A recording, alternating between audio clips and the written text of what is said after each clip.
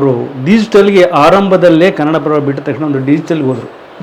ಅವಾಗ ನಾವೆಲ್ಲ ನಗ್ತಾ ಇದ್ವಿ, ಏನು ಡಿಜಿಟಲ್ ಅಂತ ಹೋಗ್ತಾರೆ ಇವರು, ಇಲ್ಲಿ ಪತ್ರಿಕೆ ಮುದ್ರಣ ಮಾಧ್ಯಮ ಬಿಟ್ಟು ಡಿಜಿಟಲ್ ಏನು ಕೆಲಸ ಮಾಡುತ್ತೆ, ಯಾಕೆ ಇವರು ಅದನ್ನು ಆಯ್ಕೆ ಮಾಡಿಕೊಂಡ್ರು ಅಂಥೇಳಿ ನಾವು ಹಾಸ್ಯ ಮಾಡಿದ್ದುಂಟು. ಆದರೆ ಅದರಲ್ಲಿ ಒಂದು ತನ್ನದೇ ಆದ ಒಂದು ಛಾಪನ್ನು ಮೂಡಿಸಿದ ವ್ಯಕ್ತಿ ಅಂದರೆ ಶ್ಯಾಮ್ ಸುಂದರ್ ಅಂತ ಅನಿಸುತ್ತೆ ನನಗೆ. ಯಾಕೆಂತಂದರೆ ಆರಂಭದಲ್ಲಿ ಈಗ ಅದು ಏನು ಪರಿಚಯವೇ ಇಲ್ಲದಂಥ ಕಾಲದಲ್ಲಿ ಅದನ್ನು ಆಯ್ಕೆ ಮಾಡಿಕೊಂಡು ತುಂಬ ಕೆಲಸವನ್ನು ಮಾಡಿದ್ದಾರೆ. ಹಾಗಾಗಿ ಅವರಿಗೆ ಅವರನ್ನು ಆತ್ಮೀಯರಾಗಿ ಬೆಳ್ಕೊಂಡವರು. ಯಾರ ಜೊತೆಗೂ ಜಗಳ ಆಡ್ತಿರ್ಲಿಲ್ಲ, ಎಲ್ಲರೂ ಭಾಳ ಸಂತೋಷ, ಏನು ಚೆನ್ನಾಗಿದ್ದೀರಾ ಅಂತ ಹೇಳಿ ಮಾತಾಡ್ಕೊಂಡ್ರು. ನಾವು ಅವ್ರ ಜೊತೆ ಎಷ್ಟೋ ಸಾರಿ ಪ್ರವಾಸ ಹೋಗಿದ್ದೀವಿ. ಅವಾಗ ಕೂಡ ಅವರು ಅದು ಯಾವುದೇ ನೋವುಗಳನ್ನು ಹೇಳ್ಕೊಳ್ಳದೆ ತಮ್ಮ ವೈಯಕ್ತಿಕ ನೋವುಗಳನ್ನು ಯಾವತ್ತೂ ಯಾರ ಮುಂದೆ ಹೇಳ್ಕೊಂಡವರಲ್ಲ, ಎಲ್ಲರೊಂದಿಗೂ ಒಡನಾಟ ಇದ್ಕೊಂಡಂಥರು. ಆ ಶ್ಯಾಮ್ ಸುಂದರ್ ಇವತ್ತು ನಮ್ಮನ್ನಾಗಲಿದ್ದಾರೆ. ದಂಡಾವತಿಯವರೊಂದು ಮಾತು ಹೇಳಿದರು, ಅವರ ಒಂದನ್ನು ಅವರು ಚಾಪ್ ಮೂಡಿಸಿದ್ದಾರೆ. ಅವು ಇವತ್ತು ಡಿಜಿಟಲ್ ಮಾಧ್ಯಮ ಏನು ಬಂದಿದೆ ಅದನ್ನು ಆರಂಭದಲ್ಲಿ ಮಾಡಿದಂಥವ್ರು ನಿಜವೂ ಕೂಡ ಅದಕ್ಕೆ ಅರ್ಹರವರು. ಯಾಕೆಂದರೆ ಕನ್ನಡ ಪದ ಬಿಟ್ಟ ತಕ್ಷಣ ಅದು ಹೋದಾಗ ನಮಗೆ ಎಂದಿದ್ದು ನಿಜ ಅನ್ನಿಸ್ತು, ಇವಾಗ ಯಾಕೆ ಹಿಂಗೆ ಇದನ್ನು ಹುಡ್ಕೊಂಡು ಹೋದ್ರು ಅಂತ. ಯಾವುದೋ ಒಂದು ಫಾರಿನ್ ಕಂಪ್ನಿ ಬಂತು, ಅವ್ರು ಆಯ್ಕೆ ಮಾಡಿಕೊಂಡ್ರು, ಹೋದರು. ಅದಾದಮೇಲೆ ತಿರ್ಗಿ ಮತ್ತೆ ಕನ್ನಡ ಪ್ರಭ ಡಿಜಿಟಲ್ಗೆ ಅವ್ರು ಬಂದು ಸಂಪಾದಕರಾಗಿ ಭಾಳ ಒಂದಷ್ಟು 4-6 ವರ್ಷ ಕೆಲಸ ಮಾಡಿದರು. ಅದಾದ ಮೇಲೆ ಅವರು ಬಿಟ್ಟೋದರು. ಈಗಲೂ ಕೂಡ ಅವರು ತೀರ್ಕೊಂಡಿದ್ದಾರೆ ಅಂತಂದರೆ ನಮ್ಮ ನಂಬಲಿಕ್ಕೆ ಆಗ್ತಿಲ್ಲ. ಯಾಕೆಂತಂದರೆ ಎಲ್ಲರ ಜೊತೆ ನಗುತ್ತಾ ಇದ್ದಂಥ ವ್ಯಕ್ತಿ ಇದ್ದಕ್ಕಿದ್ದಾಗೆ ನಮ್ಮನ್ನು ಅಗಲಿದಾಗ ನಾವು ಅವ್ರ ಮುಖನ ಕಣ್ಣು ಮುಂದೆ ಬರ್ತೇ ಹೊರತು ಅವರ ಮಾಡಿದಂಥ ಕೆಲಸಗಳು ನಮಗೆ ನೆನಪಾಗ್ತವೆ ಹೊರತು ಅವ್ರು ಹೋಗಿದ್ದಾರೆ ಅನ್ನೋ ಮಾತು ನಮಗೆ ಉಳಿಸೋಕ್ಕಾಗಲ್ಲ. ಹಾಗಾಗಿದೆ. ಇಂತಹ ಸಂದರ್ಭದಲ್ಲಿ ಅವರನ್ನು ನೆನಪಿಸ್ಕೊಂಡು ಕರ್ನಾಟಕ ಕಾರ್ಯನಿರತ ಪತ್ರಕರ್ತರ ಸಂಘ ಇವತ್ತು ಒಂದು ಶ್ರದ್ಧಾಂಜಲಿ ಕಾರ್ಯಕ್ರಮವನ್ನು ಹಮ್ಮಿಕೊಳ್ಳುವುದರ ಮೂಲಕ ತಗಳೂರವರು ಹಾಗೂ ಅವರ ಸ್ನೇಹಿತರು ಹಾಗೂ ಸಂಘದವರು ಎಲ್ಲರೂ ಮಾಡ್ತಾಯಿದ್ದಾರೆ. ಅವರ ನಿಜವಾಗೂ ಕೂಡ ಅಭಿನಂದನೆಗಳನ್ನು ಸಲ್ಲಿಸ್ತೀವಿ. ಇನ್ನು ಗುಮ್ಮಟವಾಣಿ ಬಗ್ಗೆ ಈಗಾಗಲೇ ಹೇಳಿದ್ದಾರೆ.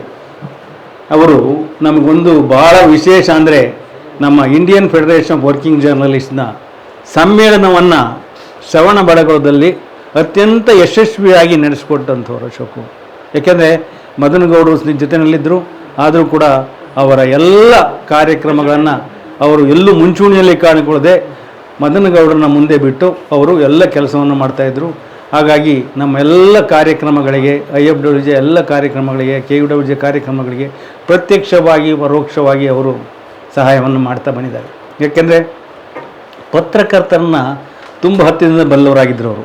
ಆಮೇಲೆ ಯಾರು ಹೋದರೂ ಕೂಡ ಒಂದು ಸಾರಿ ಪರಿಚಯ ಆದರೆ ಅವ್ರನ್ನ ಹೆಸರಿಡಿದು ಕೂಗೋ ಮಟ್ಟಿಗೆ ಅವರು ನಮಗೆ ಪರಿಚಿತರಾಗಿದ್ದರು. ಹಾಗಾಗಿ ಅವರ ಸೇವೆ, ಅವರು ಪತ್ರಿಕೋದ್ಯಮಕ್ಕೆ ಸಲ್ಲಿಸಿದಂಥ ಒಂದು ಒಡನಾಟ, ಅವರಿದ್ದಂಥ ಕೆಲಸ ಇದೆಯಲ್ಲ ಅದು ಯಾರೂ ಕೂಡ ಮರೀಲಿಕ್ಕಾಗಲ್ಲ. ಹೇಳಿದಲ್ಲ, ಒಂದು ಗೊಮ್ಮಟವಾಣಿ ಒಂದು ಸಣ್ಣ ಪತ್ರಿಕೆ ಆದರೂ ಕೂಡ ಅದು ಸಮಾಜಕ್ಕೆ ಹೇಗೆ ಎತ್ತಿಡಿಬೋದು ಅನ್ನೋದನ್ನು ತೋರಿಸ್ಕೊಟ್ಟವರು ಶಿವಕುಮಾರ್ ಅವರು ಅಂತ ಹೇಳಿದರು. ನಿಜವೂ ಕೂಡ ಮೆಚ್ಚತಕ್ಕಂಥದ್ದು. ಇಲ್ಲಿ ನಮಗೆ ಮದನಗೌಡರು ಇವರಿಬ್ಬರ ನಡುವೆ ನಮಗೆ ಮಿತ್ರರಾಗಿ ಸೇತುವಾಗಿ ನಿಂತ್ಕೊಂಡಿದ್ದರು. ಶಿವಕುಮಾರ್ ಮತ್ತು ಮದನಗೌಡರು ನಮ್ಮ ಎಲ್ಲ ಕಾರ್ಯಕ್ರಮಗಳಿಗೂ ಪತ್ರಕರ್ತರು ಇಂಥದ್ದು ಮಾಡ್ತೀವಿ ಅಂತಂದರೆ ಬೇರೆ ಕಡೆ ಎಲ್ಲ ಮಾಡಬೇಕು ಅಂತ ಹೇಳಿದಾಗ ಬೇಡ ನಮ್ಮಲ್ಲೇ ಬಂದು ಮಾಡಿ ಅಂತ FW ಸಮ್ಮೇಳನ ಮಾಡಿದರು, ಪತ್ರಕರ್ತರ ಸಮ್ಮೇಳನ ಮಾಡಿದರು. ಕೊನೆಗೆ ಇಲ್ಲಿ ಬೇರೆ ಕಡೆ ಎಲ್ಲೋ ಮಾಡ್ತಿದ್ದಾಗ ನಾನು ಒಂದು ಸಹಾಯ ಮಾಡ್ತೀನಿ, ನೀವು ಬೇರೆ ಕಡೆ ಮಾಡ್ತಾ ಇರಬೇಕಾದ್ರೆ ಅಂತೇಳಿ ಸ್ವಾಮಿ ಚಾರುಕೃತಿ ಭಟ್ಟಾರ ಸಾಹೇಬರು ಕರೆದು ನಮಗೊಂದು ₹1,00,000 ಕೊಟ್ಟು ಈ ಸಮ್ಮೇಳನ ಯಶಸ್ವಿ ಆಗಲಿ ಅಂಥೇಳಿ ಅವರು ಆಶೀರ್ವಾದ ಮಾಡಿಕೊಟ್ರು. ಹೀಗೆ ಅವರ ನಾಡೆ ನುಡಿ ಹಾಗೂ ಅವರ ಸೇವೆ ಸ್ಮರಣೀಯ. ಅವರು ಸದಾಕಾಲ ಎಲ್ಲರ ಮನಸ್ಸಿನಲ್ಲಿ ಉಳಿತಕ್ಕಂಥ ಕೆಲಸವನ್ನು ಮಾಡಿದ್ದಾರೆ. ಅವರಿಗೆ ಇವತ್ತೊಂದು ಶ್ರದ್ಧಾಂಜಲಿ ನಿಜವಾಗೂ ಕೂಡ ಒಂದು ಸಂಘ ಮಾಡಿರ್ತಕ್ಕಂಥದ್ದು ಒಂದು ಅದ್ಭುತವಾದ ಕೆಲಸ. ತಡವಾಗಿರ್ಬೋದು, ಹೇಳಿದರು ತಡವಾಗಿದೆ ಅಂತ, ತಡವಾಗಿದ್ದರೂ ಪರವಾಗಿಲ್ಲ. ಅವ್ರು ನೆನೆಸ್ಕೊಳ್ಳೋದಿದೆಯಲ್ಲ, ಅವರ ಸೇವೆಯನ್ನು ಸ್ಮರಿಸೋದಿದೆಯಲ್ಲ, ಅವ್ರ ಕುಟುಂಬಕ್ಕೆ ಆ ಶಕ್ತಿ ಬರಬೇಕು. ಏಕೆಂದರೆ ಅವ್ರು ಹೇಳ್ತಾಯಿದ್ರು, ಈಗ ಅವ್ರ ಸೊಸೆಯನ್ನು ಮಗಳನ್ನಾಗಿ ಸ್ವೀಕರಿಸಿ ಇವತ್ತು ಕೂಡ ಅವ್ರ ದುಃಖ ಮುದ್ದಲ್ಲಿ ನೋಡಿದ್ದಾರೆ ಅಂತ. ಏಕೆಂದರೆ ಯಾರಾದರೂ ಮನೆಯಲ್ಲಿ ಎಲ್ಲವನ್ನೂ ಜವಾಬ್ದಾರಿ ಹೊತ್ತು ಮಾಡ್ತಕ್ಕಂಥ ವ್ಯಕ್ತಿ ಕಣ್ಮರೆಯಾದರೆ ಎಲ್ಲರಿಗೂ ನೋವಾಗುತ್ತೆ. ಏಕೆಂದರೆ ಎಲ್ಲರೂ ಇರ್ತಾರೆ, ಎಲ್ಲರೂ ಬೇರೆ ಬೇರೆಯವರು ಇರ್ತಾರೆ. ಆದರೆ ತನ್ನ ಕುಟುಂಬ, ತನ್ನ ಮನೆಯವರು, ತನ್ನ ಎಲ್ಲ ಒಡನಾಟಿಗಳನ್ನು ಜೊತೆಗಿಟ್ಕೊಂಡು ಅವ್ರನ್ನ ಮಕ್ಕಳಂತೆ ಕಂಡು ಅವ್ರನ್ನ ಪ್ರೀತಿಯಿಂದ ಗಳಿಸ್ತಕ್ಕಂಥ ವ್ಯಕ್ತಿ ಹೋದಾಗ ಅವು ಆಗ್ತಕ್ಕಂಥ ನೋವು ಯಾರಿಗೂ ಮರೆಯೋಕ್ಕಾಗಲ್ಲ. ಇವತ್ತು ಶೇಷಣ್ಣ ಸಣ್ಣ ಕಾರ್ಯಕ್ರಮ ಹೇಳೋದು ಸಂಘಕ್ಕೆ ಬರ್ತಾರೆ. ಅವರ ಎಲ್ಲ ಬಂಗಾರಪ್ಪನವ್ರ ಕಾಲದಲ್ಲಿ ಇರ್ಬೋದು, ಅವ್ರು ಕೆಲಸ ಮಾಡಿದ ಕಾಲದಲ್ಲಿ ಇರ್ಬೋದು, ಡೆಲ್ಲಿನಲ್ಲಿರ್ಬೋದು, ಎಲ್ಲ ಕೆಲಸದ ನೆನಪಿರುತ್ತೆ, ಬರೀತಿರ್ತಾರೆ, ಅವಾಗ ಜ್ಞಾಪಿಸ್ಕೊತಿರ್ತಾರೆ. ಅವರು ಕೂಡ ಶಿವಕುಮಾರ್ ಬಗ್ಗೆ ಚೆನ್ನಾಗಿ ಗೊತ್ತಿದ್ದವರು. ಹಾಗಾಗಿ ಮಠದ ಬಗ್ಗೆ ಅದು ಚಾರುಕೀರ್ತಿ ಭಟ್ಟಾರಕ ಸ್ವಾಮೀಜಿಯವ್ರನ್ನ ನೆನೆದವರೇ ಇಲ್ಲ ಸಮಾಜದಲ್ಲಿ. ಏಕೆಂದರೆ ಅವರು ಕೇವಲ ಜೈನ ಮಠ ಸಮುದಾಯಕ್ಕೆ ಮಾತ್ರ ಸ್ವಾಮೀಜಿ ಆಗಿರಲಿಲ್ಲ, ಎಲ್ಲ ಸಮುದಾಯದವರನ್ನು ಕರೆದು ಅವರಿಗೆ ಕೊಡತಕ್ಕಂಥ ಪ್ರೋತ್ಸಾಹ ಮತ್ತು ಸಹಾಯವನ್ನು ಮಾಡ್ತಕ್ಕಂಥ ಮನಸ್ಥಿತಿಯನ್ನು ಹೊಂದಿದ್ದರು. ಅವರು ಕೊನೆಯವರು ಕೂಡ ಆ ದೇವಿ ಕೃಪೆಯಲ್ಲಿ ಅಲ್ಲೇ ಅದರಲ್ಲಿ ಮಠದಲ್ಲಿದ್ದರು. ಭಾಳ ವರ್ಷ ಈಚೆಗೆ ಬಂದಿರಲಿಲ್ಲ. ಹೀಗಾಗಿ ಅವರನ್ನು ಮರೆದೋಲ್ಲ. ಅದು ಮಸ್ತಕಾಭಿಷೇಕದ ಸಂದರ್ಭದಲ್ಲಿ ಎಲ್ಲ ಪತ್ರಕರ್ತರನ್ನು ಕರೆದು ಅವರು ವಿಶೇಷವಾಗಿ ಒಂದು ಸಾರಿ ಬಸ್ಸನ್ನೇ ಮಾಡಿಕೊಟ್ಬಿಟ್ಟಿದ್ರು. ನೀವೆಲ್ಲ ಬನ್ನಿ ಅಂತ ಬಸ್ ಮಾಡ್ಕೊಂಡು ಕರ್ಕೊಂಡೋಗಿದ್ರು. ಯಾಕೆಂದರೆ ನೇಮಿನಾಥ್ ಅಂತ ಒಬ್ಬರಿದ್ದರು, ಅವರಿಗೆ ಭಾಳ ಆತ್ಮೀಯರು, ಪದ್ಮ ದಂಡಾವತಿಯವರು ಗೊತ್ತು. ಅವರೊಂದು ಸಾರಿ 4 ಬಸ್ ಮಾಡಿ ಧರ್ಮಸ್ಥಳ ಎಲ್ಲ ಟೂರ್ ಓಡಿಸಿದ್ರು. ಅದೆಲ್ಲವೂ ಕೂಡ ಚಾರುಕೀರ್ತಿ ಭಟ್ಟಾರಕ ಸ್ವಾಮೀಜಿಯವರ ಆಶ್ರಯದಲ್ಲಿ ನಡೆದಂಥದ್ದು. ಹಾಗಾಗಿ ಸ್ವಾಮಿಗಳಿಗೆ ಎಷ್ಟು ಆಪ್ತರಾಗಿದ್ದರೋ ಶಿವಕುಮಾರ್ ಅವರು ಅಷ್ಟೇ ಆಪ್ತರಾಗಿ ಜನಸೇವೆಯನ್ನು, ಜನಾರ್ದನ ಸೇವೆ ಅಂಥೇಳಿ ಪತ್ರಕರ್ತರನ್ನು ಭಾಳ ಪ್ರೀತಿ ಪಾತ್ರದಿಂದ ಕಂಡುಕೊಂಡವರು. ಅವರು ಇನ್ನೂ ಒಂದಷ್ಟು ವರ್ಷ ಇದ್ದು ನಮ್ಮೆಲ್ಲರ ಜೊತೆ ಇರಬೇಕಾಗಿತ್ತು ಅನ್ನೋದು ನಮ್ಮ ಆಸೆ ಆಗಿತ್ತು. ಶ್ಯಾಮ್ ಸುಂದರ್ ಅವರು ಅಷ್ಟೇ, ಅವರು ಸಾಯೋ ವಯಸ್ಸೇನಲ್ಲ, ಆದರೆ ಸ್ವಲ್ಪ ಕುಡಿತಿದ್ರು ಅನ್ನೋದನ್ನು ಬಿಟ್ಟರೆ ಮಿಕ್ಕದಂತೆ ಒಳ್ಳೆಯ ಗೆಳೆಯ. ಎಲ್ಲರನ್ನೂ ತುಂಬ ಆತ್ಮೀಯತೆಗೆ ನೋಡ್ಕೋತಾಯಿದ್ರು. ಕನ್ನಡ ಪ್ರಭಾದಲ್ಲಿದ್ದಾಗ ಮ್ಯಾಗ್ಝೈನ್ ಸೆಕ್ಷನ್ನಲ್ಲಂತೂ ಇಂಥವ್ರ ಪರಿಚಯ ಇಲ್ಲ ಅಂತಿಲ್ಲ, ಎಲ್ಲರನ್ನೂ ಕೂಡ ಪ್ರೀತಿಯಿಂದ ಕಂಡವರು.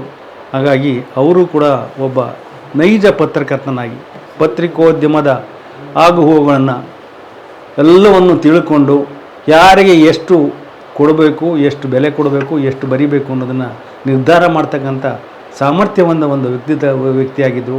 ಅಂಥವರು ಕೂಡ ನಮ್ಮನ್ನು ಇವತ್ತು ಅಗಲಿದ್ದಾರೆ. ಅವರ ಆತ್ಮಗಳಿಗೆ ಶಾಂತಿ ಸಿಗಲಿ, ಚಿರಶಾಂತಿ ಸಿಗಲಿ ಅಂತೇಳಿ ಈ ಸಮಾರಂಭವನ್ನು ಏರ್ಪಡಿಸಿದಂಥ ಸಂಘದ ಅಧ್ಯಕ್ಷರಾದ ಶಿವಾನಂದ ತಗಡೂರು ಹಾಗೂ ಪತ್ರಕರ್ತರ ಸಂಘಕ್ಕೆ ನಾನು ಅನಂತ ಧನ್ಯವಾದ ಅರ್ಪಿಸ್ತೀನಿ. ಇಲ್ಲಿ ಅನೇಕ ಗಣ್ಯರು ಬಂದಿದ್ದಾರೆ. ಅವರೆಲ್ಲರಿಗೂ ಕೂಡ ನಿಮ್ಮೆಲ್ಲರ ಪರವಾಗಿ ಹಾಗೂ ನನ್ನ ವೈಯಕ್ತಿಕವಾಗಿ ಅನಂತ ಧನ್ಯವಾದಗಳನ್ನು ಅರ್ಪಿಸಿ ನನ್ನ ಮಾತುಗಳನ್ನು ಮುಗಿಸಿ. ನಮಸ್ಕಾರ. ನನಗೆ ತುಂಬ ಹತ್ತಿರದ ಒಡನಾಟ ಇರಲಿಲ್ಲ, ಆದರೆ ತುಂಬ ಆಪ್ತ ಒಡನಾಟ ಇತ್ತು. ಕಡಿಮೆ ಒಡನಾಟ, ಬಟ್ ಕಳೆದ ಗಳಿಗೆಗಳು, ನಿಮಿಷಗಳು ತುಂಬ ಆಪ್ತವಾಗಿದ್ದವು. ಒಂದು ಘಟನೆನ ಹೇಳಿಬಿಟ್ಟು ನಾನು ಮಾತು ಮುಗಿಸ್ತೇನೆ, ಹೆಚ್ಚಿಗೆ ಮಾತಾಡೋಕ್ಕೆ ಹೋಗಲ್ಲ. ನಾನು ಚೆನ್ನೈನಲ್ಲಿ ಕೆಲಸ ಮಾಡಿದ್ದು ಸುಮಾರು ಒಂದು 8 ವರ್ಷ. ಚೆನ್ನೈನಲ್ಲಿ ಇಂಡಿಯಾ ಟುಡೇ, ಇಂಡಿಯನ್ ಎಕ್ಸ್ಪ್ರೆಸ್ಸಲ್ಲಿ ಕೆಲಸ ಮಾಡಿದ ಮೇಲೆ ಬೆಂಗಳೂರಿಗೆ ಬಂದೆ, ಉದಯ ಟಿ ವಿಗೆ ಬಂದೆ. ಉದಯ ಟಿ ವಿನಲ್ಲಿ ಒಂದು ಕಾರ್ಯಕ್ರಮ ಮಾಡ್ತಾಯಿದ್ದೆ 1997-98. ಆ ಸಂದರ್ಭದಲ್ಲಿ ನನಗೆ ಏನಂದರೆ ಏನೂ ಪರಿಚಯ ಇರಲಿಲ್ಲ. ಬೆಂಗಳೂರಿನ ಜನ, ಜೀವನ, ರಾಜಕಾರಣ ಯಾವುದೂ ಅಷ್ಟಾಗಿ ಪರಿಚಯ ಇರಲಿಲ್ಲ. ಹಾಗಾಗಿ ನಾನು ಫೀಚರ್ಸ್ ಆರಿಸ್ಕೊಂಡಿದ್ದೆ. ಉದಯ ನ್ಯೂಸ್ನಲ್ಲಿ ಫೀಚರ್ಗಳನ್ನ ಮಾಡೋಣ ಅಂತ. ಅಲ್ಲಿ ಕರ್ನಾಟಕದ ಹೆಮ್ಮೆ ಅಂತ ಒಂದು ಸರಣಿ ಮಾಡ್ತಾಯಿದ್ದೆ. ಪ್ರತಿ ಉದಯ ನ್ಯೂಸ್ ಅಂತ ಬರ್ತಾಯಿತ್ತು 8:00ವರೆಗೆ. ಅದೇ ನ್ಯೂಸ್ನಲ್ಲಿ ವಾರಕ್ಕೊಮ್ಮೆ ಒಬ್ಬ ವ್ಯಕ್ತಿಯ ಬಗ್ಗೆ ಒಂದು ಪ್ರೊಫೈಲ್, ಒಂದು 4ರಿಂದ 6 ನಿಮಿಷ. YMK ಅವರ ಬಗ್ಗೆ ಒಂದು ಕಾರ್ಯಕ್ರಮ ಮಾಡಿದ್ದೆ, ಕರ್ನಾಟಕದ ಹೆಮ್ಮೆಗೆ. ತುಂಬ ಅದ್ಭುತವಾಗಿ ಮಾತಾಡಿದರು. YMK ಅವರು ತುಂಬ ಸಮಯ ಕೊಟ್ಟಿದ್ದರು. ಅವರ ಮನೆಯಲ್ಲಿ ಹೋಗಿ ಕೂತ್ಕೊಂಡು ಮಾತಾಡಿ, ಆ ಕಾರ್ಯಕ್ರಮದ ಆರಂಭನೇ ನನ್ನ ಮೊದಲನೇ ಸಾಲೆ, ಚಚ್ಚೌಕವಾದ ಈ ರೂಮು ಸಂಜೆಯಾಗುತ್ತಿದ್ದಂತೆಯೇ ಅದು ಹೇಗೋ ಗುಂಡು ರೂಮ್ ಆಗುತ್ತದೆ ಅಂತ ಬರೆದಿದೆ. YMK ಅವ್ರ ಕಾರ್ಯಕ್ರಮ ನೋಡ್ತಾ ಇದ್ದಾರೆ. ಅವ್ರಿಗೆ ತುಂಬ ಖುಷಿಯಾಗಿದೆ. 3-3.5 ನಿಮಿಷ ತುಂಬ ಖುಷಿಯಾಗಿದ್ದಾರೆ ಅವರು. ಅವ್ರು ಅಡುಗೆ ಮಾಡೋದು ಎಲ್ಲ ಮಾಡಿದ್ವಿ. 4ನೇ ನಿಮಿಷದ ಹೊತ್ತಿಗೆ ಅವರು ಇಷ್ಟಪಡದ ಒಬ್ಬ ಪತ್ರಕರ್ತರ ಒಂದು ಬೈಟ್ ಬಂತು. ಅದರಲ್ಲಿ ಅವ್ರ ಬಗ್ಗೆ ಮಾತಾಡಿದರು. YMK ಅವರು ಅದನ್ನು ಎಡಿಟರ್, ಕನ್ನಡಪ್ರಭದ ಸಂಪಾದಕರಾಗಿ ಅವರು ಇನ್ನೇನು ಮಾಡಬಹುದಾಗಿತ್ತು ಅನ್ನೋದ್ರ ಬಗ್ಗೆ ಮಾತಾಡಿದರು. ಅಂದರೆ ಒಟ್ಟಾರೆ ಆ ಕಾರ್ಯಕ್ರಮದ ಆಶಯ ಇದ್ದಿದೆ ಒಬ್ಬ ವ್ಯಕ್ತಿಯ ಸಮಗ್ರ ಪರಿಚಯವನ್ನು ಮಾಡಿಕೊಡೋದು ಅಂತೇಳಿ. ಅಲ್ಲಿ ಅಂದರೆ ಅದು ಬರೀ ಹಾಡಿ ಹೊಗಳುವ ಕಾರ್ಯಕ್ರಮ, ದೌರ್ಬಲ್ಯಗಳನ್ನು ಕೂಡ ಹೇಳ್ಬೋದಾ ಅಂತ ಕಾರ್ಯಕ್ರಮ ಅಂತ ಮಾಡ್ಕೊಂಡಿದ್ದು. ಬಟ್ ಅನ್ಫಾರ್ಚುನೇಟ್ಲಿ ಅವರ ಒಪ್ಪಿಗೆ ಇಲ್ಲದೆ ಇನ್ನೊಬ್ಬ ಪತ್ರಕರ್ತರನ್ನು ಮಾತಾಡಿಸಿದ್ದೆ. ಅವರ ಹೆಸರು ಹೇಳಲಿಕ್ಕೆ ಹೋಗೋದಿಲ್ಲ ನಾನು. ಹಾಗೆ ಅವರನ್ನು ಮಾತಾಡಿಸ್ಬೇಕು ಅಂತ ನನಗೆ ಕಳಿಸಿದ್ದು ಇನ್ನೊಬ್ಬ ಪತ್ರಕರ್ತರು. ನೀವು YMK ಅವ್ರ ಬಗ್ಗೆ ಇವ್ರ ಹತ್ರ ಮಾತಾಡ್ತಾರೆ ಅಂಥೇಳಿ. YMK was livid. ಸಿಕ್ಕಾಪಟ್ಟೆ ಸಿಟ್ಟು ಬಂದುಬಿಡ್ತಾರೆ. ಎಷ್ಟು ವ್ಯಗ್ರರಾದರು ಅಂದರೆ ಸಾಯಂಕಾಲನೇ ಆ ಕಾರ್ಯಕ್ರಮ 8:30 ಹೊತ್ತಿಗೆ ಬಂದಿರೋದು. 8:50ಕ್ಕೆ ಶ್ರೀನಾಥ್ ಅವರಿಗೆ ಫೋನ್ ಬಂತು. ಶ್ರೀನಾಥ್ ಅವಾಗ ವೈಸ್ ಪ್ರೆಸಿಡೆಂಟ್ ಉದಯ ಟಿ ವಿ, ಆ್ಯಕ್ಟರ್ ಶ್ರೀನಾಥ್ ಅವರಿಗೆ ಫೋನ್ ಹೋಯಿತು. ಶ್ರೀನಾಥ್ ನನಗೆ ಇಮ್ಮಿಡಿಯೇಟಾಗಿ ಫೋನ್ ಮಾಡಿದ್ರು. ಆಗ ಮೊಬೈಲ್ ಇತ್ತು, JTMನಿಂದಾಗಿ ಉದಯ ಮೊಬೈಲ್ ಆಗಿತ್ತು, ಮೊಬೈಲಿದ್ದ ಏಕೈಕ ಸಂಸ್ಥೆ. ಸೊ ಶ್ರೀನಾಥ್ ಅವರು ಫೋನ್ ಮಾಡಿದರು. ತಕ್ಷಣ ಈ ಕ್ಷಣ ಹೋಗಿ YNK ಅವರ ಕ್ಷಮೆ ಕೇಳ್ಕೊಂಡು ಬನ್ನಿ ಅಂತ ಹೇಳಿದರು. ನಾನು ಆಗಿನ್ನೂ ಇಂಗ್ಲೀಷ್ ಮಾಧ್ಯಮದಿಂದ ಬಂದವನು, ಒಂದಿಷ್ಟು ಪೊಗರಿತ್ತು ನನಗೆ. ನಾನು ಯಾಕೆ ಹೋಗಬೇಕು, ನಾನೇನು ಮಾಡಿದ್ದೀನಿ, ತಪ್ಪು ಮಾಡಿದ್ದೀನಿ, ನಾನು ಮಾಡಿದ್ರೆ ಸರಿ ಇಲ್ಲ ಅಂತಂದರೆ ಅವರೊಂದು ಕ್ಲಾರಿಫಿಕೇಷನ್ ಕೊಡಲಿ, ಹಾಕೋಣ ಅಂಥೇಳಿ ನಾನು ಹೋಗಲಿಲ್ಲ. ಮಾರನೇ ದಿನ ಬೆಳಗ್ಗೆ ಶ್ಯಾಮ್ ಸುಂದರ್ ಫೋನ್ ಮಾಡಿದರು. ಅನಂತ್, ನೀವೀಗ ಮಾಡಬಾರ್ದು, ಹಿರಿಯರವರು, ದಯವಿಟ್ಟು ಹೋಗಿ ಒಂದು ಸಲ ತಪ್ಪಾಯಿತು ಅಂತ ಹೇಳಿ. ಅವರಿಗೆ ಸಿಟ್ಟು ಬಂದಿರೋದು ಏನಿಲ್ಲ, ಅವರ ದೌರ್ಬಲ್ಯಗಳ ಬಗ್ಗೆ ನೀವೇನು ಮಾತಾಡಿದರೂ ಅವ್ರಿಗೇನು ಸಮಸ್ಯೆ ಇರಲಿಲ್ಲ. ಆದರೆ ಯಾರನ್ನು ಮಾತಾಡಿಸ್ತೀರಿ ಅನ್ನೋದು ಕೂಡ ಅಷ್ಟೇ ಮುಖ್ಯ ಅಲ್ವಾ, ನೀವು ಇಲ್ಲಿಗೆ ಬಂದಾಗ ಅದನ್ನ ತಿಳ್ಕೊಬೇಕು ಅಂಥೇಳಿ ಮೊದಲನೇ ಸಲ ನನಗೆ ಶ್ಯಾಮ್ ಸುಂದರ್ ಫೋನ್ ಮಾಡಿದ್ದು. ಶ್ಯಾಮ್ ಸುಂದರ್ ಯಾರು ಅಂತ ಕೂಡ ಗೊತ್ತಿರಲಿಲ್ಲ ನನಗೆ. ಅವ್ರು ಹೇಳಿದರು ಅಂಥೇಳಿ YNK ಅವ್ರ ಹತ್ರ ಹೋಗಿದ್ದೆ, ಕ್ಷಮೆ ಕೇಳೋಕ್ಕೆ ಅಂತ ಹೋಗಿದ್ದೆ. ಅವರು ಕ್ಷಮಿಸೋದು ಬಿಡಿ, ಮಾತಾಡೋಕ್ಕೂ ಅವಕಾಶ ಕೊಡಲ್ಲ. ಏನೇನೇನು ಅಂದರು. ಹೀಗೆ ಅಂದೆ. ಆಯ್ತು ಅಂಥೇಳಿ ಒಳಗಡೆ ಹೋಗಿಬಿಟ್ರು ಅವರು, ಮನೆ ಒಳಗಡೆ. ಅಲ್ಲಿಂದ ಶುರುವಾಗಿದ್ದು ಶ್ಯಾಮ್ ಸುಂದರ್ ಅವರ ಜೊತೆಗಿನ ಒಡನಾಟ. ಆಮೇಲೆ ಅನೇಕ ಸಂದರ್ಭಗಳಲ್ಲಿ ಅವರು ಹೀಗೆ ನನಗೆ ಮಾರ್ಗದರ್ಶನ ಮಾಡಿದ್ದಾರೆ ಅಂತ ಹೇಳೋದಕ್ಕೆ ನನಗೇನು ನಾಚಿಕೆ ಇಲ್ಲ, ಸಂಕೋಚ ಇಲ್ಲ. ನಾನು ಜನಶ್ರೀ ಚಾನಲ್ ಶುರು ಮಾಡಿದಾಗ ನಾವು ಪ್ರಾರಂಭದ ದಿನಗಳಲ್ಲಿ ಕಾರ್ಯಕ್ರಮದ ರೂಪುರೇಷೆಗಳ ಬಗ್ಗೆ ಶ್ಯಾಮ್ ಸುಂದರ್ ಅವ್ರ ಜೊತೆ ತುಂಬ ಚರ್ಚೆಗಳಾಗಿದ್ವು. ಅದು ಯಾಕೋ ಏನೋ ನಾನು ಆಮೇಲೆ ಸುವರ್ಣಕ್ಕೆ ಹೋದ ನಂತರ ಅವ್ರ ಸಂಪರ್ಕ ಕಡಿಮೆ ಆಯಿತು. ಯಾಕೆ ಅನ್ನೋದು ನನಗೆ ಈಗಲೂ ನಿಗೂಢ. ಬಟ್ ಅಲ್ಲಿ ತನಕದ ದಿನಗಳ ಒಂದು 8 ವರ್ಷಗಳ ಒಡನಾಟ ಸದಾ ನನ್ನ ನೆನಪಿನಲ್ಲಿರುತ್ತೆ. ಅವರು ಹೋಗಿದ್ದು ಅಚಾನಕ್ಕಾಗಿ ಹೋಗಿದ್ದು, ನಿರೀಕ್ಷೆ ಮಾಡಿರಲಿಲ್ಲ. ಕಡೆಯ ಕೆಲವು ದಿನಗಳಲ್ಲಿ ತುಂಬ ಏನಂತಾರೆ ಅಂತರ್ಮುಖಿಯಾಗಿದ್ದರು ಅವರು ಅಂತ ಕೇಳಿದ್ದೀನಿ. ಅಷ್ಟು ಭೋರ್ಗರೆಯುವ ಹಾಗೆ ಮಾತಾಡುವಂಥ ಒಬ್ಬ ವ್ಯಕ್ತಿ ಅಂತರ್ಮುಖಿಯಾಗಬೇಕು ಕೊನೆಯ ದಿನಗಳಲ್ಲಿ ಅಂದರೆ ಏನಾಗಿದೆ ಅನ್ನೋದು ಒಂದು ನಿಗೂಢ ಅಂತ ಅನ್ಸುತ್ತೆ, ಆಶ್ಚರ್ಯ ಆಗುತ್ತೆ. ಅವರ ನೆನಪು ನನ್ನಲ್ಲಂತೂ ಸದಾ ಇರುತ್ತೆ. ಅಶೋಕ್ ಕುಮಾರ್ ಅವರ ಒಡನಾಟ ನನಗೆ ಅಷ್ಟೊಂದಿಲ್ಲ, ಹಾಗಾಗಿ ಗೌರವಗಳು ಇಬ್ಬರಿಗೂ. ನಮಸ್ಕಾರ, ಥ್ಯಾಂಕ್ ಯು. ಇತ್ತು ವೈಶಾಲ್ಯತೆ ಏನಿತ್ತು ಅವ್ರ ಮನಸ್ಸು, ಅದಕ್ಕೆ ಸಂಬಂಧಪಟ್ಟ ಒಂದು ಘಟನೆಯನ್ನು ಜ್ಞಾಪಿಸ್ಕೊಂಡು ಶ್ಯಾಮನ್ ಕುರಿತು ಹೇಳೋಕ್ಕೆ ಇಷ್ಟಪಡ್ತೇನೆ. ಪೂರ್ವಭಾವಿ ಸಿದ್ಧತೆಗಳು ನಡೆದಿತ್ತು ಶ್ರವಣ ಬೆಳಗೊಳದಲ್ಲಿ ಮಹಾಮಸ್ತಕಾಭಿಷೇಕದ್ದು.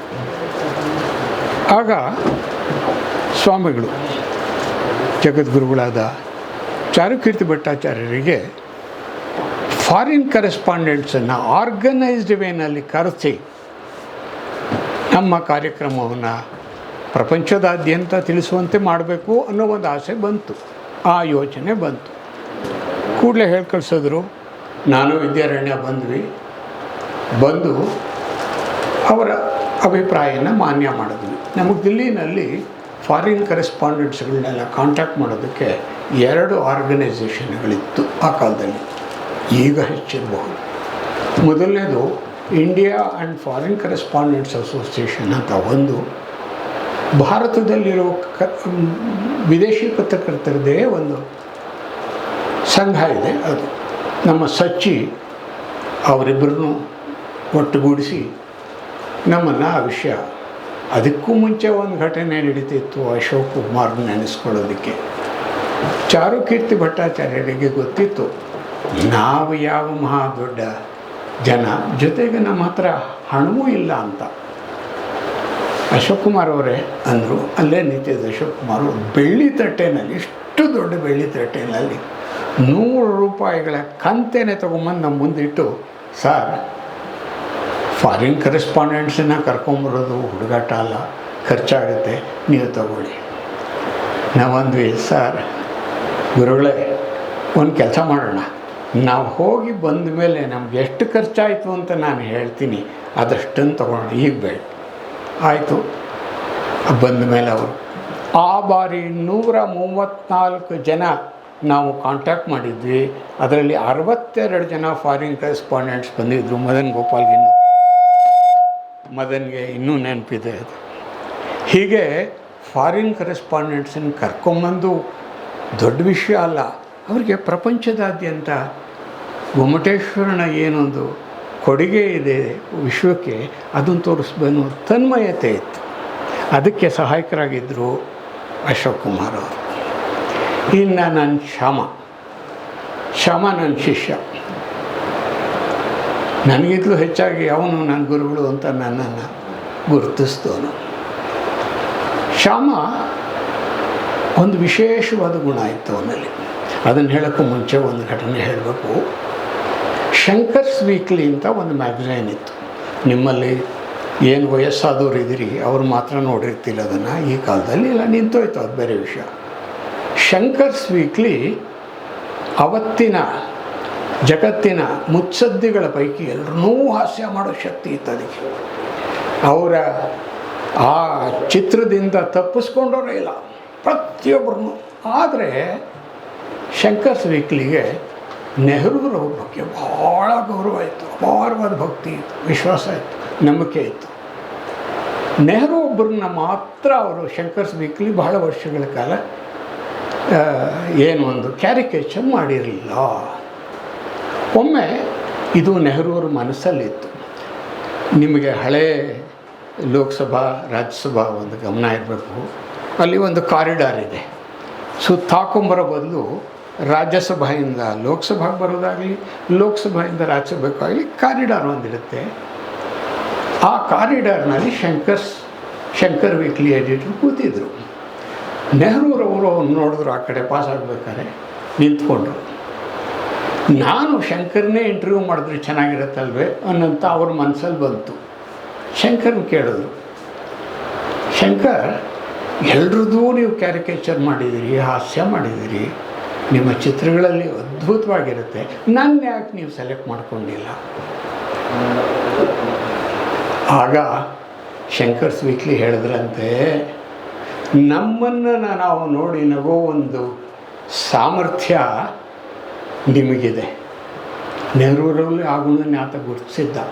ನಮ್ಮನ್ನು ನೋಡಿ ಎಲ್ಲರೂ ನಮ್ಮನ್ನು ನೋಡಿ ಹಾಸ್ಯ ಮಾಡ್ತಾರೆ. ನಮ್ಮನ್ನು ನಾವು ನೋಡಿ ಹಾಸ್ಯ ಮಾಡ್ಕೊಳ್ಳೋದು ಇದೆಯಲ್ಲ ಬಹುದೊಡ್ಡ ಗುಣ, ವಿಶ್ವಮಟ್ಟದ ಗುಣ. ಅಂತಹ ಗುಣ ನಿಮ್ಮಲ್ಲಿದೆ. ಅದಕ್ಕೋಸ್ಕರ ನಾವು ನಿಮಗೆ ಹಾಗೆ ಸಿಗೋರು ಬಹಳ ಕಡಿಮೆ ಅಂತ ಹೇಳಿ ಶಂಕರ್ ಅವರು ನೆಹರೂರು ಹೇಳ್ತಾರೆ, ನಮ್ಮ ಶಾಮಣ್ಣ ಆ ಜಾತಿ. ನಾವು ಶಾಮಣ್ಣನ ಪರಿಚಯ ಇರೋರಿಗೆಲ್ರಿಗೂ ಗೊತ್ತು, ತನ್ನನ್ನು ತಾನು ಹಾಸ್ಯ ಮಾಡಿಕೊಂಡಷ್ಟು ಎಂದೆಂದೂ ಬೇರೆಯವ್ರನ್ನ ಹಾಸ್ಯ ಮಾಡಲಿಲ್ಲ. ನನಗಿನ್ನೂ ನೆನಪಿದೆ, ಖಾದ್ರಿ ಶಾಮಣ್ಣವ್ರ ತಮ್ಮ ಖಾದ್ರಿ ಅಚ್ಚುತ ನಾನು ಕೊಲೀಗ್ಸು. ಪ್ರೆಸ್ ಕ್ಲಬ್ಗೆ ಶ್ಯಾಮ ಬರೋದು ಕಡಿಮೆ ಮಾಡಿಬಿಟ್ಟಿದ್ದ, ಆದರೂ ಬರೋನು. ಬಂದಾಗ ಒಂದು ಮೂಲೆಯಲ್ಲಿ ಕೂತ್ಕೊಂಡು ಏನಾದರೂ ಗಲಾಟೆ ಆಗ್ತಿದೆ ಅಂತಂದರೆ ಶ್ಯಾಮ ಬಂದಿದ್ದಾನೆ ಅಂತ ಅರ್ಥ. ಅಷ್ಟು ಜೋರಾಗಿ ಕೇಕೆ ಹಾಕ್ಕೊಂಡು ನಗೋನು. ಅವನು ಹೇಳ್ತಾ ಇದ್ದಿದ್ದಷ್ಟೇ, ನೋಡಿ ನನಗೆಲ್ಲ ದೊಡ್ಡ ದೊಡ್ಡವರು ಖಾದ್ರಿ ಶಾಮಣ್ಣವರಾಗಲಿ, ಶ್ಯಾಮರಾಯರಾಗಲಿ, ರಾಮಚಂದ್ರರಾಯರು ಎಲ್ಲ ಗೊತ್ತಿದೆ ನಿಜ. ಆದರೆ ನನ್ನನ್ನು ನಾನು ಅವ್ರ ಮುಂದೆ ಹಾಸ್ಯ ಮಾಡಿಕೊಂಡ್ರೆ ಮಾತ್ರ ಅವ್ರು ನನ್ನ ಸ್ವೀಕರಿಸ್ತಾರೆ. ಎಲ್ಲರನ್ನೂ ಹಾಸ್ಯ ಮಾಡಿದವನು ಶ್ಯಾಮನಲ್ಲಿ ಆ ದೊಡ್ಡ ಗುಣ ಇತ್ತು. ಎಲ್ಲರ ಜೊತೆಯೂ ಸೌಹಾರ್ದಯುತವಾಗಿ ಯಾವುದೇ ಸಂಕೋಚವಿಲ್ಲದೆ ಬೆರೀತಾ ಇದ್ದ. ಕೆಲವೇ ವ್ಯಕ್ತಿಗಳಲ್ಲಿ ಶ್ಯಾಮ ಒಬ್ಬ. ಶ್ಯಾಮನ ಕಳ್ಕೊಂಡು ಅವನ ಗುರುವಾದ ನನಗೆ ದುಃಖ ಆಗಿದೆ. ನಮಸ್ಕಾರಗಳು. ನಮಸ್ಕಾರ. ನಾನು ಮಾತುಗಾರನಲ್ಲ. ಇದು ಕಾಕತಾಳೀಯ ಏನೋ ವಿಧಿನೋ ಗೊತ್ತಿಲ್ಲ, ಇಲ್ಲಿ ತನಕ ಎಳ್ಕೊಂಬಂದಿದೆ. ನನಗೆ ಅಗಲಿದ ಇಬ್ಬರೂ ಕೂಡ ಅತ್ಯಂತ ಚಿರಪರಿಚಿತರು.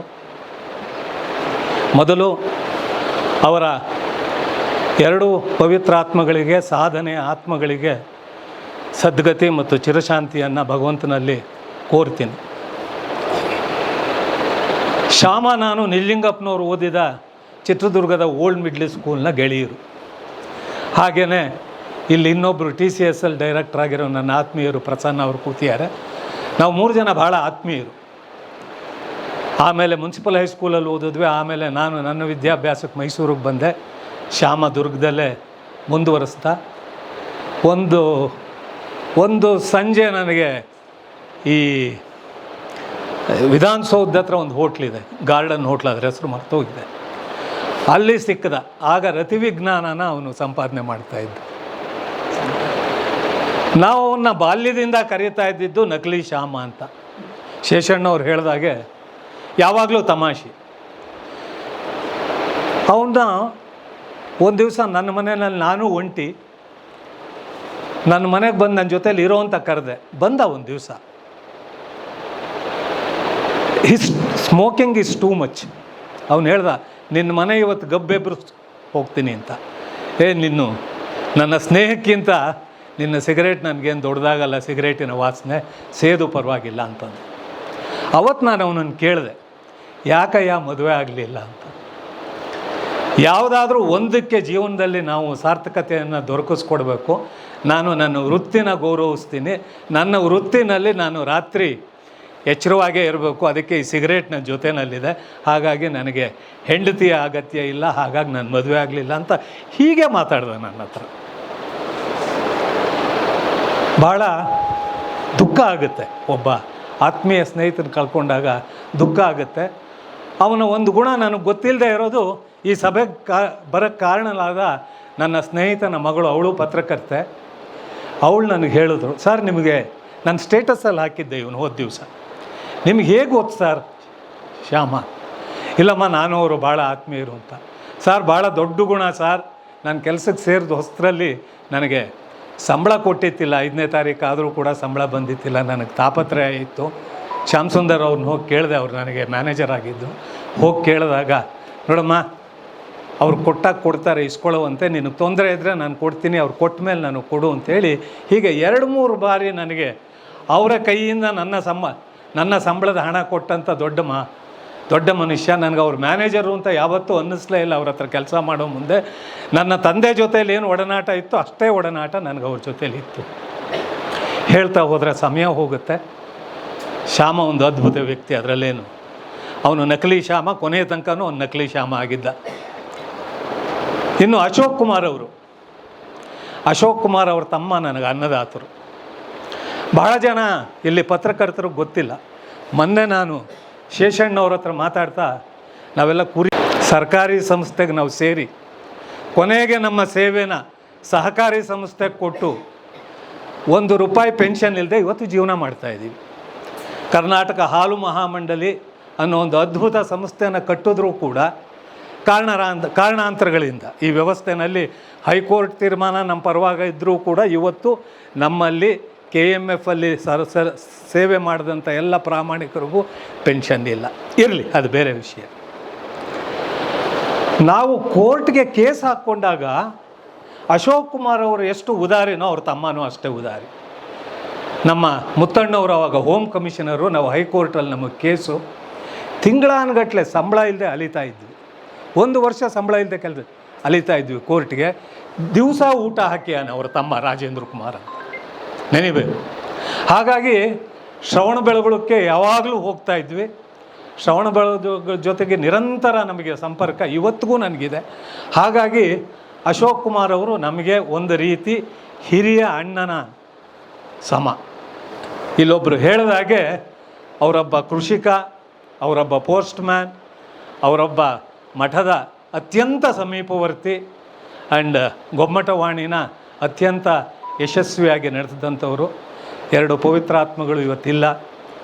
ಇನ್ನೊಮ್ಮೆ ಆ ಆತ್ಮಗಳಿಗೆ ನಾನು ಚಿರಶಾಂತಿಯನ್ನು ಕೋರ್ತಾ, ಸದ್ಗತಿಯನ್ನು ಕೋರ್ತಾ, ನಾನೊಬ್ಬ ಸಾಮಾನ್ಯರಲ್ಲಿ ಸಾಮಾನ್ಯ, ನಾನು ಕರೆದ 2 ಮಾತು ಆಡಿ ಅಂತ ಹೇಳಿದ್ದೀರ. ಇದು ಕಾಕ್ತಾಳೀಯ, ಇದು ವಿಧಿ ನನ್ನನ್ನು ಇಲ್ಲಿ ಕರ್ಕೊಂಬಂದಿದೆ, ಅವರ ಒಂದು ವಿಶ್ವಾಸ. ನಮಸ್ಕಾರ, ಎಲ್ರಿಗೂ ನಮಸ್ಕಾರ. ನಾವು ಕಳ್ಕೊಂಡಿದ್ದೀವಿ. ನಿಜಕ್ಕೂ ಅಶೋಕ್ ಕುಮಾರ್ ಅವ್ರ ಪರಿಚಯ ನನಗೆ ಅಷ್ಟೊಂದಿಲ್ಲ. ಶ್ಯಾಮ್ ಸುಂದರಣ್ಣ ನನ್ನ ಅಣ್ಣ ಅಂತಲೇ ಕರಿತಿದ್ವಿ. ಯಾಕಂದರೆ 2001ರಲ್ಲಿ ನಾನು ಸೂರ್ಯವಂಶ ಪತ್ರಿಕೆಯನ್ನು ನಾನು ಮಾಡಿದೆ. ಆಗ ನನಗೆ ಹೆಚ್ಚು ಪ್ರೆಸ್ ಕ್ಲಬ್ಬಲ್ಲಿ ಮತ್ತು ವಿಧಾನಸೌಧದಲ್ಲಿ ಶ್ಯಾಮ್ ಸುಂದರಣ್ಣ ಸಿಗ್ತಾಯಿದ್ರು. ಅವರು ಭಾಳಷ್ಟು ನನಗೆ, ನಾನು ಒಬ್ಬ ಟ್ಯಾಬ್ಲೆಟ್ ಪತ್ರಿಕೆಯ ಸಂಪಾದಕನಾದ್ರಿಂದ ನಾನು ಭಾಳಷ್ಟು ಹೇಳ್ತಾಯಿದ್ರು, ಶಿವಾನಂದ್ ಹೀಗೆ ಮಾಡಿ, ಹಾಗೆ ಮಾಡಿ, ಹೀಗೆ ಮಾಡಿ ಅಂತ. ನಿಜಕ್ಕೂ ಯಾವಾಗಲೂ ಮುಗುಳ್ನಾಗೆ ನಕ್ಕೊಂಡೇ ಇರ್ತಾರೆ. ಬಹುಶಃ ಅವರು ಕೋಪ ಮಾಡ್ಕೊಂಡಿರೋಂಥ ದಾಖಲೆನ ನಾನು ಕಾಣಲ್ಲ ಅನಿಸುತ್ತೆ ನನಗೆ. ನನ್ನ ಅವರ ನಂಟು ಹೆಚ್ಚು ಕಡಿಮೆ 25 ವರ್ಷ ಅಂತಂದರೆ ಬಹುಶಃ ಅದು ತಪ್ಪಾಗಲಾರ್ದು. ಅಧ್ಯಕ್ಷರು ಒಂದು ಮಾತಂದರು, ನಿಜ, ಪತ್ರಿಕೋದ್ಯಮದ ಅಜಾತ ಶತ್ರು ಶ್ಯಾಮಸುಂದರ್ ಅವರು, ಅದರಲ್ಲಿ ಎಳ್ಳೆಷ್ಟು ಸಂಶಯ ಇಲ್ಲ. ಇದರಲ್ಲಿ ಹೆಚ್ಚು ಮಾತಾಡೋವಂಥದ್ದೇನೇ ಇಲ್ಲ. ಏಕೆಂದರೆ ನಮ್ಮ ಅಶೋಕ್ ಕುಮಾರ್ ಅವ್ರ ಪರಿಚಯ ಅಷ್ಟೊಂದಿಲ್ಲ ನನಗೆ. ಶ್ಯಾಮಸುಂದರಣ್ಣ ನಿಜವಾಗಲೂ ನನಗೆ ಅಣ್ಣನೇ, ಪತ್ರಿಕೋದ್ಯಮದ ಅಣ್ಣ. ಇವತ್ತು ನಾನು ಅಣ್ಣನ್ನ ಕಳ್ಕೊಂಡಿದ್ದೀನಿ. ಯಾಕೆಂದರೆ ನನ್ನ ಪತ್ರಿಕೆ ಇವತ್ತು 24ನೇ ವರ್ಷಕ್ಕೆ ಕಾಲಿಡ್ತು. ಆ 24 ವರ್ಷದ ಅವಧಿಯಲ್ಲಿ ಭಾಳಷ್ಟು ಸಾಕಷ್ಟು ಏರುಪೇರುಗಳು ಮಾಡಿ ನಾನು ಪತ್ರಿಕೆ ನಡೆಸ್ತಾ ಇದ್ದೀನಿ. ಭಾಳಷ್ಟು ಅವರು ಕರೆಕ್ಷನ್ಸು ಮಾಡಿದ್ದಾರೆ. ಶಿವಾನಂದ ಪತ್ರಿಕೆ ಈಗ ಮಾಡಿ ಈಗ ಮಾಡಿ ಅಂತ. ನಿಜಕ್ಕೂ ಇವತ್ತು ನನ್ನ ಪತ್ರಿಕೆ ಮೇಲೆ ಅವ್ರ ಹೆಸರು ಬರೆದಿದೆ ಅಂತಂದರೆ ಪ್ರಾಯಶಃ ತಪ್ಪಾಗಲಾರ್ದು. ಈ ಸಂದರ್ಭದಲ್ಲಿ ಭಾಳ ನೋವಿಂದ ನಾನು ಅವರ ಆತ್ಮಕ್ಕೆ ಶಾಂತಿ ಕೋರಿ ಇಲ್ಲಿಂದ ನಿರ್ಗಮಿಸ್ತೀನಿ. ಈ ಬರುವ ಗಡಿಬಿಡಿಯಲ್ಲಿ ಮನೆಯ ಸ್ಟೆಪ್ಸ್ ಇಳಿಯುವಾಗ ಕಾಲು ಒರಳಿ ಏನು ಹಾಸ್ಪಿಟ್ಲಿಗೆ ಇರೋದ್ರಂತೆ, ಅಲ್ಲಿಂದ ಮೂವ್ ಮಾಡಬೇಡಿ ಅಂತೇಳಿ ಏನೋ ಸಮಸ್ಯೆ ಆಗಿದೆ. ಹಾಗಾಗಿ ಈಗ ಜಸ್ಟ್ ಅವರ ಮೆಸೇಜ್ ಬಂತು, ಅದನ್ನು ಸಭೆಯ ಗಮನಕ್ಕೆ ತರ್ತಾಯಿದ್ದೀನಿ. ನಮಗೆ ಭಾಳ ಇಬ್ಬರು ಪ್ರತಿಭಾನ್ವಿತ ಪತ್ರಕರ್ತರ ಬಗ್ಗೆ ನಾವು ಇಲ್ಲಿ ತುಂಬ ಜನ ಅತಿಥಿಗಳು ಮಾತನಾಡಿದ್ದಾರೆ. ಎಸ್.ಎನ್. ಅಶೋಕ್ ಕುಮಾರ್ ಅವರು ಶ್ರವಣಬೆಳಗೊಳದಿಂದ ಹಿಡಿದು ಇಡೀ ನಾಡಿನ ಉದ್ದಗಲಕ್ಕೆ ಮತ್ತು ದೇಶದ ನಾನಾ ಭಾಗಗಳಿಗೆ ಒಂದು ಸಂಬಂಧವನ್ನು ಶ್ರವಣಬೆಳಗೊಳಕ್ಕೆ ಕಲ್ಪಿಸಿದವರ ಪೈಕಿ ಅವರು ಕೂಡ ದೊಡ್ಡ ಹೆಸರು. ಮದನಗೌಡರು ಅವ್ರ ಜೊತೆ ಸಾಥ್ ನೀಡಿದ್ರಿಂದ ಶ್ರವಣಬೆಳಗೊಳದ ಮಸ್ತಕಾಭಿಷೇಕ ಸಂದರ್ಭದಲ್ಲಿ ಇಡೀ ಮಾಧ್ಯಮ ಲೋಕ ನಮ್ಮದೇ ಹಬ್ಬ ಅನ್ನುವ ರೀತಿಯಲ್ಲಿ ಶ್ರವಣಬೆಳಗೊಳಕ್ಕೆ ಹೋಗಿ ಬರುವಂಥ ಒಂದು ಸಂದರ್ಭವನ್ನು ಕಲ್ಪಿಸಿಕೊಟ್ಟಿದ್ದ ಪ್ರಮುಖರಲ್ಲಿ ಅಶೋಕ್ ಕುಮಾರ್ ಅವರು ಒಬ್ಬರು. ಶ್ರವಣಬೆಳಗೊಳ ಶ್ರೀ ಚಾರುಕೀರ್ತಿ ಭಟ್ಟಾರಕ ಸ್ವಾಮೀಜಿಯವರು ಆಗಲೇ ಹೇಳ್ತಾಯಿದ್ರು. ಅವರು ನಾವು ನಿಜ ಹೇಳ್ಬೇಕಂದ್ರೆ ಜೈನ ಮಠ ಸ್ವಾಮೀಜಿ ಅಂತೇಳಿ ನಾವು ಸಾಂಕೇತಿಕವಾಗಿ ಹೇಳ್ತೀವಿ ಅಷ್ಟೇ. ಆದರೆ ಎಲ್ಲ ಧರ್ಮಗಳಿಗೆ, ಎಲ್ಲ ವರ್ಗಗಳಿಗೆ, ಎಲ್ಲ ಜನರಿಗೆ, ಎಲ್ಲರಿಗೂ ಆಪ್ತವಾಗಿದ್ದಂಥವ್ರು ನಮಗೆ ಶ್ರವಣಬೆಳಗೊಳ ಚಾರುಕೀರ್ತಿ ಭಟ್ಟಾರಕ ಸ್ವಾಮೀಜಿಯವರು. ನೊಂದು ಹೋದವರಿಗೆ ಯಾವತ್ತೂ ಕೂಡ ಅವರು ಸಾಂತ್ವನ ಹೇಳಿ ಕಳಿಸ್ತಂಥವ್ರು, ಕಣ್ಣೀರನ್ನು ಒರೆಸ್ತಂಥವ್ರು. ಅಂಥ ಮಠದೊಳಗಡೆ ಒಂದು ದೊಡ್ಡ ಎತ್ತರ ಸ್ಥಾನವನ್ನು ಅವರು ಕೊಟ್ಟು ಗೊಮ್ಮಟವಾಣಿ ಪತ್ರಿಕೆಯನ್ನು ತರಲಿಕ್ಕೆ ಅವಕಾಶ ಮಾಡಿಕೊಟ್ಟಂಥ ಕೀರ್ತಿ ಗಳಿಕೆ ಕೂಡ ಅವ್ರದ್ದು. ಹಾಗೆ ಆ ಎತ್ತರದಲ್ಲಿ ಅದನ್ನು ಸುದೀರ್ಘ ಅವಧಿಗೆ ನಡೆಸ್ಕೊಂಡು ಬಂದಿದ್ದು ಕೂಡ ಅಶೋಕ್ ಕುಮಾರ್ ಅವರು. ಅವ್ರ ಮಗ ಸಚಿನ್ ಮತ್ತು ಅವ್ರ ಸೊಸೆ ಇಲ್ಲಿ ಬಂದಿದ್ದಾರೆ. ಮತ್ತೊಬ್ಬರು ನಿತಿನ್, ಡಾಕ್ಟರ್ ನಿತಿನ್ ಅಂತೇಳಿ ಅವರ ದಂಪತಿಗಳು ಬರಬೇಕಾಗಿತ್ತು. ಹಾಗೆ ಅವರ ಇಡೀ ಕುಟುಂಬ ಎಲ್ರಿಗೂ, ಮಾಧ್ಯಮ ಲೋಕಕ್ಕೆ ಎಲ್ರಿಗೂ ಕೂಡ ಒಂದು ರೀತಿಯಲ್ಲಿ ಒಡನಾಟವನ್ನು ಇಟ್ಕೊಂಡಂಥ ದಂಡಾವತಿ ಸರ್ ಹೇಳಿದ್ರಲ್ಲ, ಹಾಗೆ ಎಲ್ರಿಗೂ ಸಂಬಂಧವನ್ನು ಬೆಸೆದಿರೋದೇ ಅವರು, ಯಾರ ಸಂಬಂಧವನ್ನು ಕಡ್ದಿಲ್ಲ ಅವರು. ಹಾಗಾಗಿ ಅಂಥವರಿಗೆ ಇಂಥ KWJ ರಾಜ್ಯ ವೇದಿಕೆ ಪತ್ರಕರ್ತರ ಸಂಘದಲ್ಲಿ ಇವತ್ತು ಶ್ರದ್ಧಾಂಜಲಿ ಏರ್ಪಡಿಸೋ ಮೂಲಕ ಅವರಿಗೆ ನಾವು ಧನ್ಯರಾಗಿದ್ದೇವೆ ಅಂತೇಳಿ ನಾನು ಭಾವಿಸ್ತಿದ್ದೇನೆ. ಹಾಗೆ ಮತ್ತೊಬ್ಬರು ಶ್ಯಾಮಸುಂದರ್ ಅವ್ರ ಬಗ್ಗೆ ಆಗಲೇ ಅನೇಕ ಸ್ನೇಹಿತರುಗಳು ಇಲ್ಲಿ ಜೊತೆಗೆ ಹಿರಿಯರು ಮಾತನಾಡಿದ್ದಾರೆ. ಶಾಮಣ್ಣ ಅವರ ಬಗ್ಗೆ ನಮ್ಮ ಅನೇಕ ಘಟನೆಗಳನ್ನು ಇಲ್ಲಿ ಬಿಚ್ಚಿಟ್ಟಿದ್ದಾರೆ. ಅನಂತ್ ಶನಿವಾರ ಅವರಿಂದ ಹಿಡಿದು ಅನೇಕರು ವಿಷಯಗಳನ್ನು ಮಾತನಾಡಿದ್ದಾರೆ. ಬಹುಶಃ ಶಾಮಣ್ಣ ಅವರು ಒಂದಷ್ಟು ಹವ್ಯಾಸಗಳನ್ನು ಬದಿಗಿಟ್ಟಿದ್ದರೆ ಇನ್ನಷ್ಟು ದಿನಗಳ ಕಾಲ, ಇನ್ನಷ್ಟು ವರ್ಷಗಳ ಕಾಲ ನಮ್ಮ ಜೊತೆ ಇರ್ಬೋದಾದಂಥ ಒಬ್ಬ ಸಾಧಕ ಮತ್ತು ಅಷ್ಟೇ ಎತ್ತರದ ಮೇರು ವ್ಯಕ್ತಿತ್ವವನ್ನು ಇಟ್ಕೊಂಡಿದ್ದಂಥ ಮಾಧ್ಯಮ ಲೋಕದ ಗೆಳೆಯ ಅಂತೇಳಿ ನನಗನ್ಸುತ್ತೆ. ಯಾಕೆಂದರೆ ಅವ್ರು ಪ್ರಿಂಟ್ ಮೀಡಿಯಾದಲ್ಲಿ ಎಷ್ಟು ಅನುಭವವನ್ನು ಧಾರೆ ಎರೆದಿದ್ರು, ಅದೆಲ್ಲದಕ್ಕಿಂತ ಹೆಚ್ಚಾಗಿ ಹಾಗೆ BVM ಹೇಳಿದ್ರಲ್ಲ, ಹಾಗೆ ಡಿಜಿಟಲ್ ಲೋಕ ನಮಗೆ ಗೊತ್ತಿಲ್ಲದ ಸಂದರ್ಭದಲ್ಲೇ ಅವ್ರಿಗೆ ಆ ಡಿಜಿಟಲ್ ಲೋಕದ ಪರಿಚಯ ಮಾಡಿಕೊಂಡು ಒನ್ ಇಂಡಿಯಾ ಜೊತೆ ಅದರ ಅನೇಕ ಪ್ಲಾಟ್ಫಾರ್ಮ್ಗಳಲ್ಲಿ ಪ್ರತಿ ಕ್ಷಣದ ಸುದ್ದಿಗಳನ್ನು ಅಪ್ಡೇಟ್ ಮಾಡ್ತಾ ಇದ್ದಂಥವ್ರು ಕೂಡ ಶ್ಯಾಮಸುಂದರ್ ಅವರು ಇನ್ನಷ್ಟು ಕಾಲ ನಮ್ಮ ಜೊತೆ ಇರಬೇಕಾಯಿತು. ಅವರು ಕನ್ನಡಪ್ರಭ ಪತ್ರಿಕೆ, ಸಂಯುಕ್ತ ಕರ್ನಾಟಕ ದಿನಪತ್ರಿಕೆ ಹಾಗೆ ಅನೇಕ ಮಾಧ್ಯಮಗಳಲ್ಲಿ ಕೆಲಸ ಮಾಡಿದಂಥ ಹೆಗ್ಗಳಿಕೆ ಕೂಡ ಅವ್ರದ್ದು. ಈ ಇಬ್ಬರು ಮಹನೀಯರಿಗೆ ನಾವಿವತ್ತು KWJ ವೇದಿಕೆಯಲ್ಲಿ ಶ್ರದ್ಧಾಂಜಲಿ ಸಲ್ಲಿಸೋ ಮೂಲಕ ನುಡಿ ನಮನವನ್ನು ಸಲ್ಲಿಸಿದ್ದೇವೆ. ಅವರ ಆತ್ಮಕ್ಕೆ ಚಿರಶಾಂತಿ ಸಿಗಲಿ ಅಂತೇಳಿ ಕೋರಿ ನನ್ನ ಮಾತನ್ನು ಮುಗಿಸ್ತೇನೆ.